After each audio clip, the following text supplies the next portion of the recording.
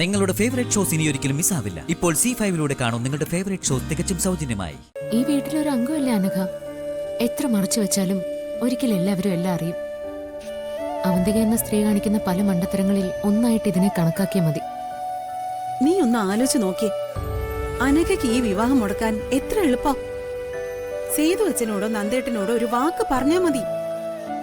എന്നിട്ടും അവരാരെ അറിയിക്കാതെ നിന്നോട് വന്ന് രഹസ്യമായി ഈ കാര്യം ആവശ്യപ്പെട്ടത് എന്തിനാ? മറ്റാരെങ്കിലും അറിഞ്ഞാ അത് ഏറ്റവും കൂടുതൽ ബാധിക്കുന്നത് അവന്തികയാ, അതുവഴി അനഘയും. ഏട്ടത്തി,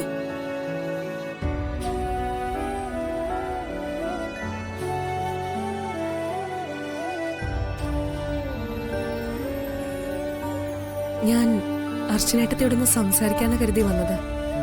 എന്താ മോളെ, എന്താ കാര്യം? എനിക്കിപ്പോ കുറച്ച് ദിവസങ്ങളായിട്ട് ഒരു കാര്യം മാത്രമല്ലേ ഏട്ടത്തിയോട് പറയാനുള്ളൂ. ഞാൻ എപ്പോഴും അത് പറഞ്ഞ ഏട്ടത്തെ ബുദ്ധിമുട്ടിക്കുകയാണെന്ന് കരുതരുത്. ഓരോ ദിവസവും രാവിലെ എഴുന്നേക്കുമ്പോ പേടിയാ എനിക്ക്. ചേച്ചി എന്താ തീരുമാനിച്ചിരിക്കുന്നതെന്നോ എപ്പോഴാ തീരുമാനിക്കുന്നതെന്നോ ഒന്നും അറിയില്ലല്ലോ. ചിലപ്പോ ചേച്ചി ആ സമയത്തായിരിക്കും പറയുക. പിന്നീട് എനിക്ക് ഒന്നും ചെയ്യാനും പറ്റില്ല. ചേച്ചി പഴയതുപോലെ എന്നോട് ഒന്നും തുറന്നു പറയുന്നുമില്ല. ഇനി എന്റെ അർച്ചനേട്ടത്തെ ഞാൻ ചെയ്യണ്ടേ? ഏട്ടത്തിക്ക് അറിയാലോ, 2 വട്ടം വിവാഹത്തിന് വേണ്ടി ഒരുങ്ങിയ ആളാ ഞാൻ. അതും നടക്കുമെന്ന് ഒരു ഉറപ്പുമില്ലാതെ. പക്ഷെ ഈ നടക്കുന്നതിന് ഒരുങ്ങുന്നത് പോയിട്ട് മനസ്സുകൊണ്ട് പോലും ഞാൻ തയ്യാറല്ല. ഈ വിവാഹം നടക്കുന്ന അന്നും ആത്മഹത്യ ചെയ്യാൻ എന്റെ തീരുമാനം.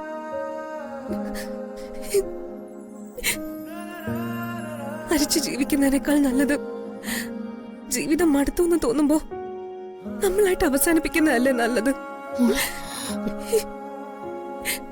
ഞാൻ അവസാനമായി പ്രതീക്ഷ അർപ്പിച്ചിരിക്കുന്നത് അർച്ചനേട്ടത്തിയില്ല.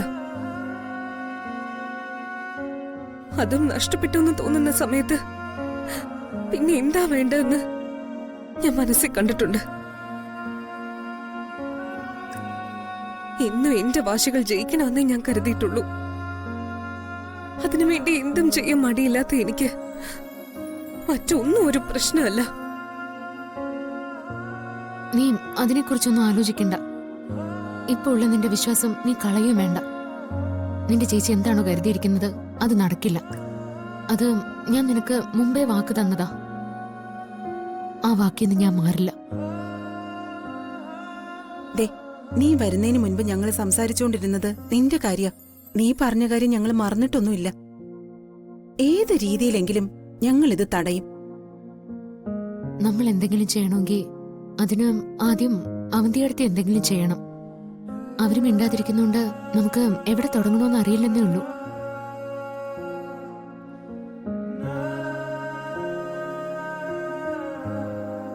ആദ്യം അവരൊരു ചുവട് വെക്കട്ടെ, അത് കഴിഞ്ഞ് നോക്കാം നമുക്ക് ബാക്കി. മോളൊരു തരത്തിലും വിഷമിക്കണ്ട. അതെ, എന്തിനും ഞങ്ങളുണ്ട് കൂടെ. അതെ, നിന്റെ ഈ വിഷമമൊക്കെ മാറും. ഒന്നും സംഭവിക്കാൻ പോകുന്നില്ല. അനക്കേ,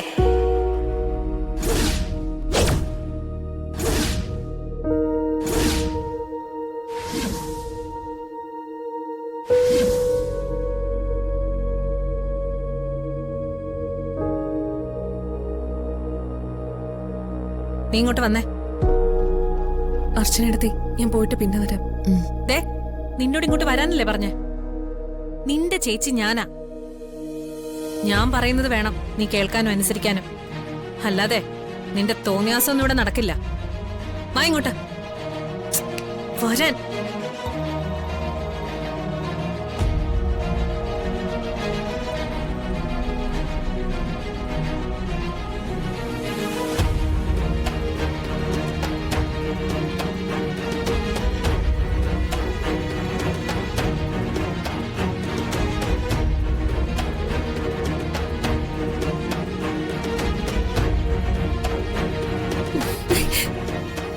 എന്താടി, എന്താ നിനക്ക് അവളുമാരായിട്ട് ഇത്രമാത്രം സംസാരിക്കാനുള്ളത്? നിനക്ക് പറയാനുള്ളതൊക്കെ നീ എന്നോട് പറ. പരിഹാരം ഞാൻ കണ്ടുപിടിച്ചുതരാം. ദേ അനക്കെ, ഞാനൊരു കാര്യം പറയാം. നമ്മുടെ ശത്രുക്കളായിട്ടാ നീ കൂട്ടുകൂടിയിരിക്കുന്നത്. അതെനിക്കോ നിനക്കോ നല്ലതിനല്ലെന്ന് നീ മനസ്സിലാക്കിക്കോ. പിന്നെ ഞാൻ അജയനെ കണ്ടിട്ടാ വരുന്നത്, നിന്റെ വിവാഹം ഉറപ്പിച്ചിട്ട്. നിന്റെ ഇഷ്ടവും താല്പര്യവും നോക്കിയിരുന്ന എന്റെ പല കാര്യങ്ങളും നടക്കാതെ വരും. ഇവിടത്തെ സന്ദീപ് എന്ന് പറയുന്ന ആണും പെണ്ണും കെട്ടവനേക്കാൾ നല്ലതാ അജയൻ. അജയൻ എനിക്ക് നിനക്ക് ഉപകാരം മാത്രമേ ചെയ്തിട്ടുള്ളൂ. ഒരുത്തെ പ്രേമിച്ച് വയറ്റിലുണ്ടാക്കി കൊടുത്തതിനേക്കാൾ അന്തസ്സുണ്ട് അജയന്. അവൻ മാന്യമായി നിന്നെ വിവാഹം കഴിക്കട്ടെ എന്നാ ചോദിച്ചത്. അവൻ ചോദിച്ചതല്ലല്ലോ, ചേച്ചിയുടെ ആവശ്യത്തിന് അവനെ ഉപകരിച്ചപ്പോ അവൻ ആവശ്യപ്പെട്ടല്ലേ? ആ അതെ, അങ്ങനെ തന്നെ. ഇനി അവനെ കൊണ്ട് പല ഉപകാരങ്ങളും ഉണ്ടെന്ന് കൂട്ടിക്കോ. അവൻ ഇഷ്ടപ്പെടാതെ എന്തെങ്കിലും ചെയ്താ അവൻ കൊണ്ട് തിരിയും. പിന്നെ ഞാനും നീയൊക്കെ അകത്താ. വർഷങ്ങൾ കഴിഞ്ഞ് പുറത്തിറങ്ങുമ്പോഴേ ഇതിനേക്കാളും വലിയ ക്രിമിനലിനായിരിക്കും നിനക്ക് കിട്ടുന്നത്. പിന്നെ കൊലപാതകി എന്ന പേരും. അതുകൊണ്ട് ഞാൻ പറയുന്നത് നീ ഒന്ന് കേൾക്ക്. നീ അജയനെ വിവാഹം കഴിക്കാൻ സമ്മതിക്ക്. എന്നിട്ട് അവനോടൊപ്പം സുഖമായിട്ട് ജീവിക്കാൻ നോക്ക്.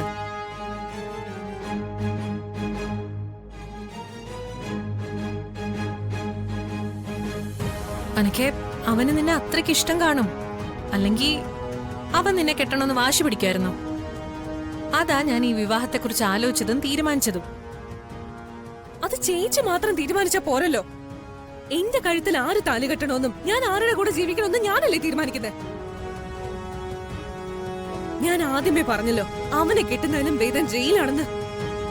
ചേച്ചി ഒരു കാര്യം ചെയ്യും, മുഴുവൻ കുറ്റങ്ങളും ഞാനാണ് ചെയ്തതെന്നുള്ളതിന് തെളിവുണ്ടാക്കുക. കുറ്റം ഞാൻ ഏറ്റെടുത്തോളാം. ചേച്ചി ചെയ്ത മുഴുവൻ കുറ്റങ്ങളും ഞാൻ ഏറ്റെടുത്ത് കീഴടങ്ങിക്കോളാം.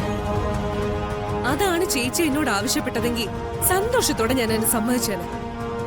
അല്ലാതെ ഇഷ്ടമില്ലാത്ത ഒരുത്തന്റെ കൂടെ ജീവിക്കാനല്ല നിർബന്ധിക്കേണ്ടത്. ചേച്ചി പറയുന്നതെല്ലാം അനുസരിച്ച് കൂടെ നിന്നിട്ടേ ഉള്ളൂ ഞാൻ ഇതുവരെ. ഇനി നിൽക്കാനൊട്ട് ഉദ്ദേശിക്കുന്നുമില്ല.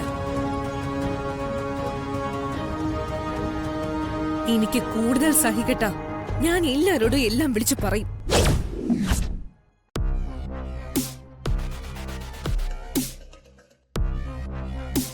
എല്ലാത്തിനും ഒരു പരിധിയുണ്ട്.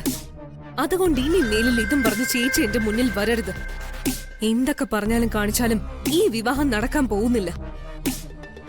അതിനു വേണ്ടി എന്റെ ചേച്ചി സമയം കളയണമെന്നില്ല. മറ്റൊന്നും പറയാനില്ലെങ്കിൽ ചേച്ചിക്ക് ഇറങ്ങി പോവാം. ഇനി എനിക്ക് ഈ കാര്യത്തെപ്പറ്റി ഒന്നും സംസാരിക്കാനില്ല. അതെനിക്ക് ഇഷ്ടവും അല്ല.